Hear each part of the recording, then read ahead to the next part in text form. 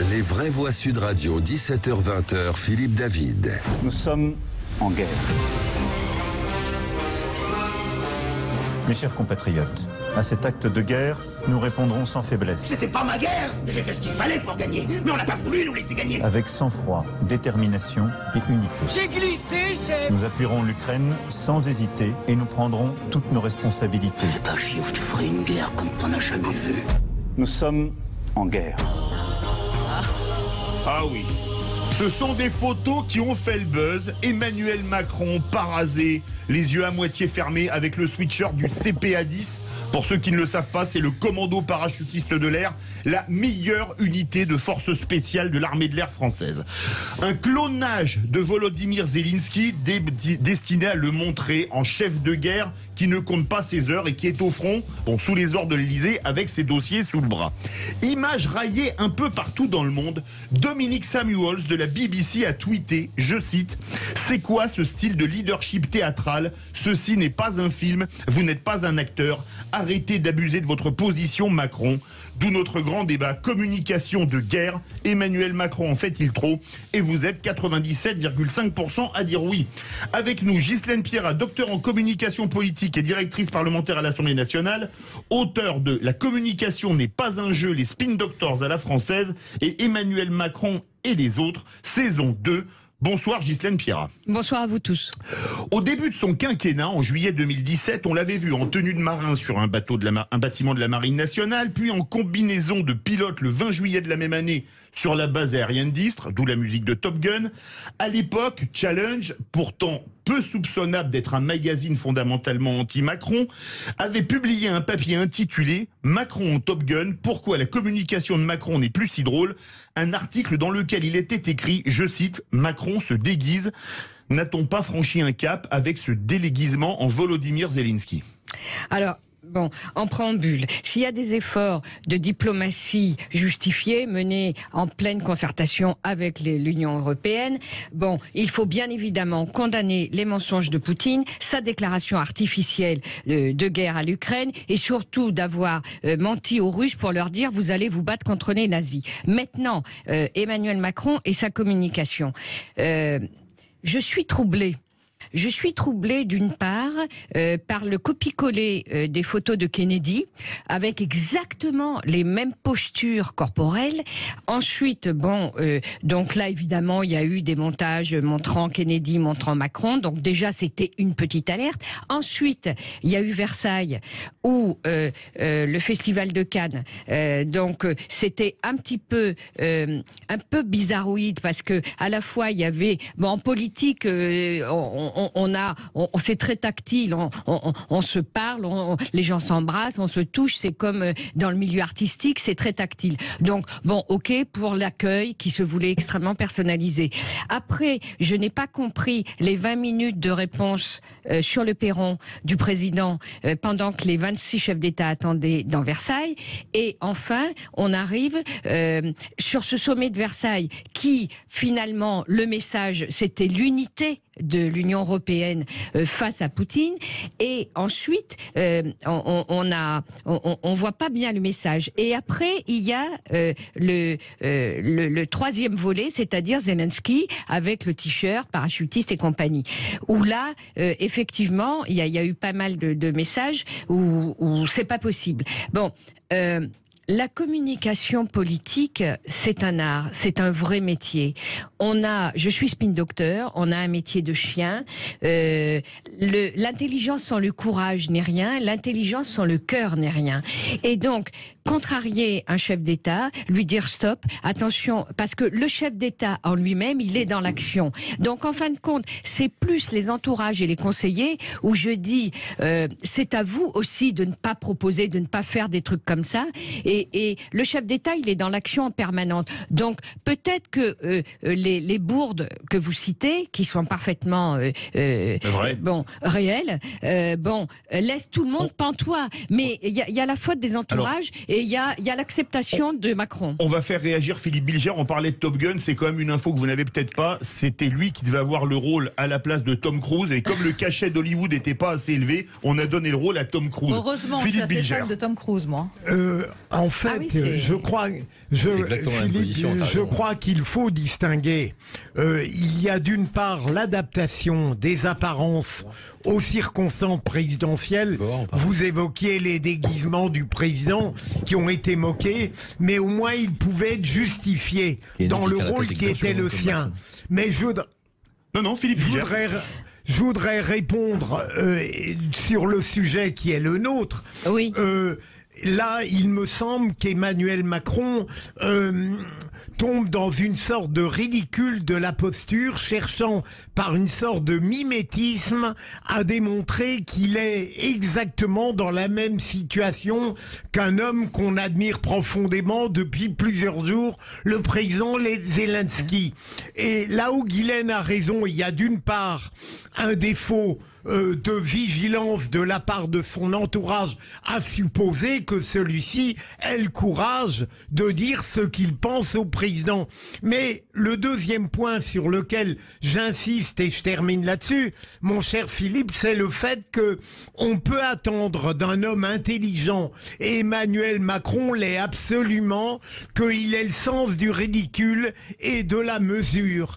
Et je ne parviens pas à comprendre comment, même dans une situation extrême comme celle qu'il vit, il ne perçoit pas à quel point cette posture a été grotesque en cherchant à faire croire qu'à l'Élysée, il était en guerre, soumis à de terribles pressions, alors que, heureusement, il est pour l'instant quelqu'un qui cherche à porter le plus haut possible le rôle de la France. Ghislaine Pira. Alors, bon, merci Philippe, tout à fait d'accord. Nous ne sommes pas là, nous les spin docteurs, pour transformer les élus et les politiques en acteurs de cinéma. Je suis viscéralement contre les éléments de langage, le marketing politique, on attend de sondages, on épouse les sondages, on fait des actions par rapport aux sondages. Je suis absolument contre tout ce qui est storytelling, cette communication narrative qui parfois est mensongère. En fait, la communication politique, les spin docteurs, c'est un partenaire de confiance. C'est quelqu'un avec qui on fait un bout de chemin et nous croyons au pouvoir des idées. Donc, il faut, comme a dit Philippe, il faut barrer quand on ne doit pas barrer. C'est pour ça que les entourages, vous savez, quand ça va si vite, quand on est H24, les entourages ont une importance étonnante. Parce que, il y a, en plus, aujourd'hui, la communication a totalement changé de dimension. Avec les réseaux sociaux. Voilà. Ça part dans la planète entière. On n'est plus dans l'unité du temps, la matinale, la midi, le 20h et tout. C'est très très rapide. Donc, du coup, c'est important d'avoir des gens qui sont professionnels, qui sont des vrais spin docteurs. Quand on est à un niveau comme ça, on ne s'improvise pas spin docteur. Et c'est un vrai métier, encore une fois. Marc Varnaud. Moi, je pense qu'on est quand même très attaché en France au président de la République, costume sombre, chemise blanche, cravate foncée, légion d'honneur à la boutonnière. Et que dès qu'il essaye de sortir de cet uniforme, et ben tout de suite on lui tombe dessus. Alors, je dis pas du tout que j'approuve ce qu'il a fait avec son sweatshirt noir. Là, je trouve qu'effectivement c'est excessif. Mais enfin, il faut quand même aussi reconnaître que les présidents américains, depuis un demi-siècle, dès qu'ils vont sur une base militaire de l'armée de l'air, de l'US Air Force, ils ont une veste de l'US Air Force. Dès qu'ils vont dans un sous-marin, ils ont la casquette du sous-marin. Dès qu'ils vont dans une unité blindée, ils ont quelque part un uniforme, une veste. Voilà. Emmanuel Macron, je crois que c'est un des premiers. Effectivement, la réaction de Challenge, je m'en souviens très bien, où il met une combinaison de pilote. Tout de suite, il se déguise. On est chez Pinder. Mais non, mais je crois que il faut aussi accepter. Moi, je trouve ça bien que le président de la République sorte de cette espèce d'uniforme royal qu'on veut tout le temps lui. Mais là, c'est pas un uniforme, là, c'est le sweatshirt de l'unité d'élite. Non, mais là, c'est l'excès. Mais ce que je veux dire, c'est que on lui tombe dessus de toute façon. Donc, à partir de là, c'est excessif parce qu'il veut aller trop loin dans ce rôle-là. Et effectivement, il est dans une posture qui pousse à la critique. Et d'ailleurs, je me demande même pourquoi il le fait, parce que c'est évident qu'en faisant ça, ça va faire du buzz. C'est clair. Il le fait peut-être pour ça, justement. Alors, évidemment, c'est de la communication pure et dure. Ghislaine. Mais bien sûr, mais la France n'est pas l'Amérique. Voilà, merci. Voilà. Donc c'est pour ça que il faut pas calquer, il faut pas faire du copie-coller. Donc on doit, en fait, si vous voulez, moi ce que j'ai l'impression, c'est que Emmanuel Macron a été la chance du changement pour beaucoup, le disruptif et compagnie. Bon, avec lui, on allait voir ce qu'on allait voir. Et aujourd'hui, avec cette communication de caméléon, j'ai l'impression qu'il se cherche un nouveau style. Et que ce nouveau style, il ne l'a pas trouvé. Et attention, quand vous êtes en politique, il faut avoir un positionnement stratégique identitaire, un différentiel. Si vous n'avez pas ce positionnement, à ce moment-là, regardez Zemmour hier à la télé, il a dit... Tous les autres sont des politiques et moi, je ne suis pas un politique. Je ne tiendrai pas des promesses que je ne peux pas tenir. Il a fait son positionnement. Et si vous voulez, Emmanuel Macron n'a pas son nouveau positionnement stratégique identitaire et ça mouline et du coup, la communication caméléon. D'autant plus que là aussi, je suis un peu chagrinée et troublée. La communication En Marche, elle est trop souvent improvisée, à dose, petite homéopathie, on ne va pas assez au fond des choses et ça porte un préjudice. Alors bien sûr, Emmanuel Macron est très intelligent, il a 3 cervelles à la place d'une, mais ça ne suffit pas. La communication, elle épouse la politique et elle est viscéralement attachée à celle-ci. Les vraies voix, 18h47, communication de guerre, Emmanuel Macron, en fait il trouve, vous êtes 97,6% à dire oui. On se retrouve tout de suite avec les vraies voix pour la suite du débat. Les vraies voix Sud Radio, 17h-20h, Philippe David. Retour des vraies voix avec Philippe Bilger, Marc Varnaud et Caroline Pilastre. Le grand débat, communication de guerre, Emmanuel Macron, en fait il trop. C'est à votre tour, ma chère Caroline, et après on partira au 0826 300 300. Après, Ghislaine vous a répondu. Ce qui est très intéressant avec la communication de Macron, c'est que justement, il maîtrise cette communication autant qu'il a le culte du secret. Souvenez-vous, précédemment, il y a des parlementaires qui ont appris des infos politiques à la télé parce qu'il ne parle qu'à une toute petite minorité autour de lui. C'est Jupiter, clairement. On sait qu'il s'exprime avec sa femme et avec 2-3 personnes, dont Alexis Collère. Le reste, même des ministres, ne savent pas ce qu'ils pensent. Alors oui, c'est un président jeune qui a conscience du poids des réseaux sociaux. Mais là où moi, je ne vous rejoins pas, Marc, c'est qu'on est en France, on aime la sobriété, on a un côté solennel en France. Et vous donniez l'exemple de JFK, mais moi je trouve que Macron ressemble plus à un Obama qu'il essaye de copier en fonction des événements. Pour en revenir à ce qui se passe... JFK avait été un grand soldat pendant la Deuxième Guerre mondiale. Au niveau de l'Ukraine, oui. Certes, c'est tout à fait normal qu'avec sa casquette de président de l'UE, il réagisse et que ce soit un interlocuteur privilégié. En plus, on sait qu'il connaît bien Poutine depuis 2017. Mais je tiens à rappeler que dans l'ombre, en toute confidentialité, vous avez le Premier ministre israélien ainsi qu'Erdogan en Turquie et le Premier ministre indien qui sont pour parler, qui sont en pleine médiatisation en off avec lui. C'est-à-dire qu'il y a de la modération, il y a un genre de médiation que n'a pas Monsieur Macron, parce que ça fait partie de sa personnalité. Et ne soyons pas dupes, nous sommes en pleine campagne présidentielle. Il le fait aussi pour qu'on parle de lui, et j'ai trouvé ça extrêmement indécent. Je reviens pas sur le fait qu'ils doivent parler avec Poutine, c'est obligatoire, et s'il ne l'avait pas fait, on lui aurait reproché. Mais pour en revenir à Zelensky, c'est normal qu'il soit avec un sweat et mal rasé. Son pays est en guerre. Celui de Monsieur Macron ne l'est pas, sauf sur le plan de l'hyperinflation et de l'économie. On n'est pas sur Netflix, là. Ghislaine Pierrat, court pour répondre à Caroline Pilastre que ça réagit au 0826 300 300, mais c'est vrai que ça pose question. C'est vrai que pour Cuba, en 61-62, Kennedy a fait des négociations clandestines, off, pour dire si vous me balancez vos bateaux et vos missiles, à ce moment-là, moi j'y vais. Et après, Charles de Gaulle a dit je suis les États-Unis. Donc du coup, grâce aux négociations clandestines, du coup, ça s'est arrêté et ils ont fait marche-recul avec leurs bateaux et leurs missiles. Ok. Donc on sait bien que la communication en temps de guerre, de chef des armées, il y a une part secrète, il y a une part de médiatisation. Et là, effectivement, on a médiatisé les rencontres, les échanges téléphoniques avec Poutine. C'est complètement différent. Alors, je pense que effectivement tout le monde pense à son image, tout le monde. Mais honnêtement, Macron, la guerre, c'est un moment. C'est une chose bien trop sérieuse pour être confiée à des militaires, disait Clémenceau. C'est des circonstances exceptionnelles qui permettent un sursaut. Ok, mais il attend pas ça pour faire de la pub. Ça, j'y crois pas une seconde. On part au 0826 300 300. Le temps tourne et ça réagit beaucoup. Direction la Dordogne. Bonsoir. Daniel. Bonsoir. Bonsoir. Qu'est-ce que vous pensez de la communication d'Emmanuel Macron? Il nous reste très peu de temps, je vais vous demander d'être court.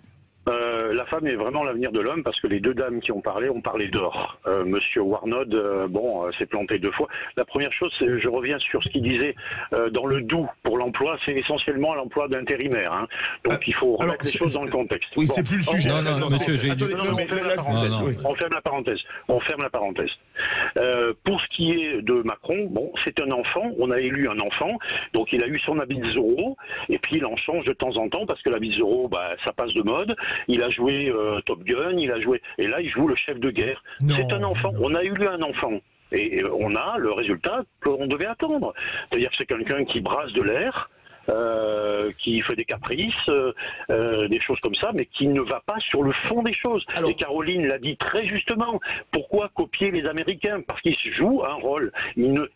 Pour paraphraser, comment s'appelle, et j'en terminerai là, Romain Gary, il n'a pas la France qui coule dans ses veines, lui.